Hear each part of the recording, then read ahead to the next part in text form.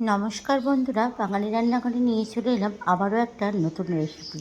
আজকে বানাচ্ছি ভোলা মাছের ঝাল। তার জন্য কী কী লাগছে চলো দেখে নিই। এখানে আমি বড় বড় সাইজের 4টে ভোলা মাছ 2 টুকরো করে কেটে নিয়ে এসেছি। আর এখানে লবণ হলুদ মাখিয়ে নিয়েছি।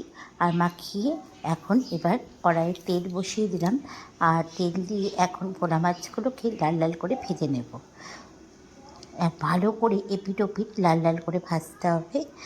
আর এদিকে ভাজা বসিয়ে দিয়ে আমি করে নিচ্ছি মশলার জন্য এখানে একটা বড় সাইজের ক্যাপসিকাম দিয়েছি, 2 টুকরো, আর একটা গোটা পেঁয়াজ, কাঁচা লঙ্কা আর রসুন, আর হচ্ছে আদা আর টমেটো একসঙ্গে সব শুদ্ধ নিয়ে বেটে নেব। মশলাটা এদিকে ভাজতে বেটে নিই চলো। আর ওইদিকে মাছটাও আমার ভাজা হয়ে গেছে।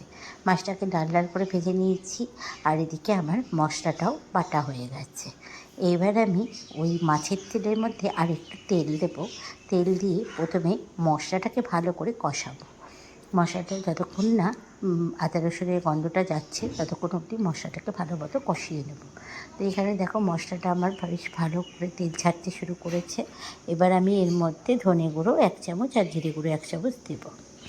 আর দেব স্বাদ মতো লবণ, হলুদ দিয়ে একসঙ্গে সব শুদ্ধ ভালো করে মিশিয়ে নেব। মিশিয়ে নেওয়ার পর এবার আমি এই মশলাটা ভালো করে কষানো হয়ে গেছে। এবার আমি এর মধ্যে অল্প পরিমাণ জল দেব মশলাটাকে ফোটাবার জন্য।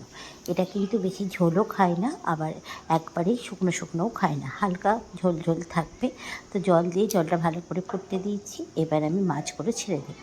মাছগুলো ছেড়ে দিয়ে ভালো মতো একটুখানি ফোটাবো, তাহলে ভালো করে লবণ হলুদ ঢুকবে মাছের মধ্যে। এইবার আমি ওপর থেকে ধনেপাতা দিয়ে দেবো।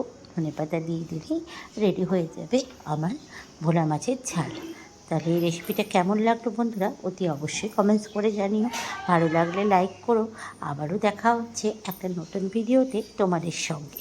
সবাই ভালো থাকবে, সুস্থ থাকবে। আজ এই ভিডিওতে আবারও তোমাদেরকে বলে দিই যে যারা আমার নতুন বন্ধু তারা কিন্তু চ্যানেলটা সাবস্ক্রাইব করতে ভুলো না যেন। তাহলে এরকম অনেক রান্না তোমরা দেখতে পাবে। তাহলে এই রান্নার রেসিপিটা বন্ধুরা কেমন লাগলো কমেন্টস করতে ভুলো না যেন।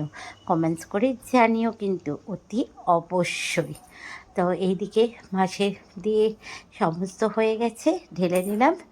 আর এখন এবার তোমাদেরকে টাটা, দেখা হচ্ছে আবার একটা নেক্সট ভিডিওতে।